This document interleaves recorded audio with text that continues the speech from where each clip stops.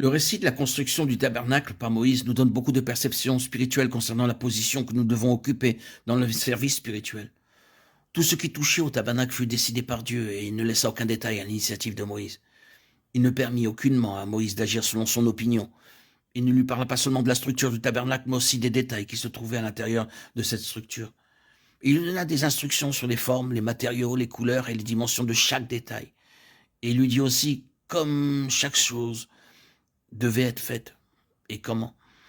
Les rideaux, par exemple, devaient être tissés avec du fin lin retors et le chandelier devait être formé d'une seule pièce d'or pure, battue. Dieu ne donna à son serviteur aucune possibilité d'accomplir les choses d'après ses propres pensées. Dieu savait ce qu'il voulait. Il n'avait besoin d'aucun homme pour être son conseiller. Il ne permit pas à son serviteur d'accomplir son œuvre d'après les idées des hommes. La plus grande bénédiction pour un serviteur de Christ consiste à aller sur la montagne des directives divines, de savoir quelle est l'œuvre qui lui est assignée, d'avoir une connaissance personnelle du modèle préétabli pour accomplir cette œuvre. Lorsqu'en tant que serviteur du Christ, vous allez devant le Seigneur pour vous enquérir des directives divines, lui demandez-vous de vous montrer le moment et la manière de faire votre travail? Ou bien réalisez-vous l'œuvre d'après les conseils des hommes, leurs plans et leurs décisions?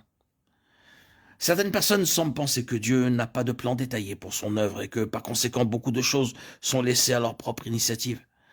Ils perdent de vue que dans l'œuvre de Dieu, ils ne sont serviteurs que dans la mesure où ils font ce qui leur a été commandé. Ils n'ont pas remarqué ces paroles dans la Bible. Faites ce qu'il vous dira, Jean 2,5. Ils oublient qu'ils sont seulement des membres du corps de Christ et que leur responsabilité consiste à s'attacher à la tête, Colossiens 2,19, et d'être sous l'entier contrôle de la tête.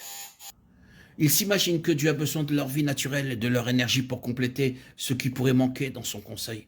Oh, vous et moi, nous avons réellement besoin de demander à Dieu la révélation à cet égard pour que nous puissions voir que dans son œuvre, Christ est le Seigneur absolu.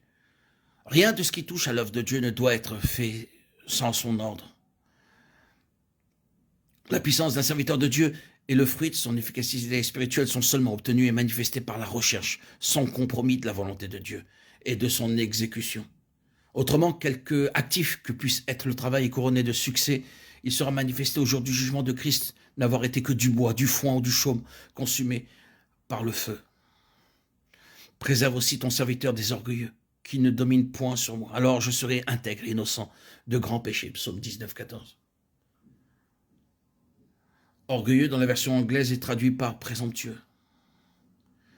Dans ce verset du psaume de David, il nous est montré qu'il existe deux sortes de péchés devant Dieu. L'un d'eux est le péché de rébellion et l'autre est celui de la présomption. Le péché de rébellion consiste à ne pas faire ce qui nous a été demandé.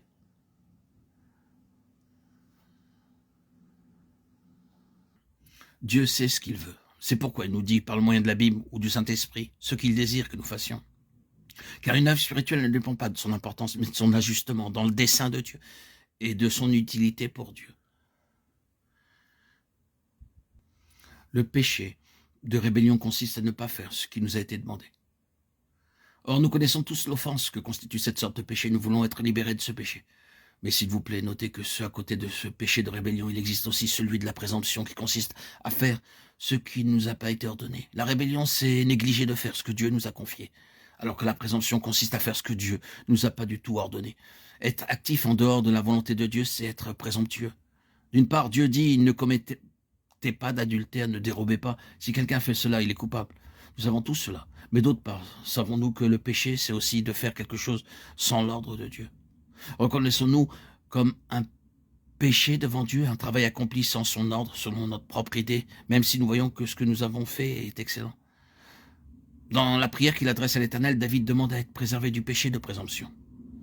Dieu sait ce qu'il veut, c'est pourquoi il nous dit, par le moyen de la Bible ou du Saint-Esprit, ce qu'il désire que nous fassions. C'est une œuvre spirituelle ne dépend pas de son importance, mais de son ajustement dans le dessein de Dieu et de son utilité pour Dieu. L'important pour un serviteur de Christ, c'est de savoir ce que Dieu veut qu'il fasse, à quel moment et avec quels moyens. Celui qui sert le Seigneur n'a nul besoin de concevoir son œuvre. L'une des caractéristiques de la Nouvelle Alliance, c'est que chacun d'entre nous peut connaître la volonté de Dieu. Un serviteur de Christ peut recevoir dans son esprit la révélation du Saint-Esprit pour discerner clairement ce que Dieu attend de lui. Une telle connaissance est une réalité, elle ne vient ni de son imagination, ni des encouragements ou des indications d'autrui. Elle est fondée sur ce que lui enseigne la Bible et révélée sur l'ordre de Dieu, dans les profondeurs secrètes de son être, par le Saint-Esprit demeurant dans son esprit.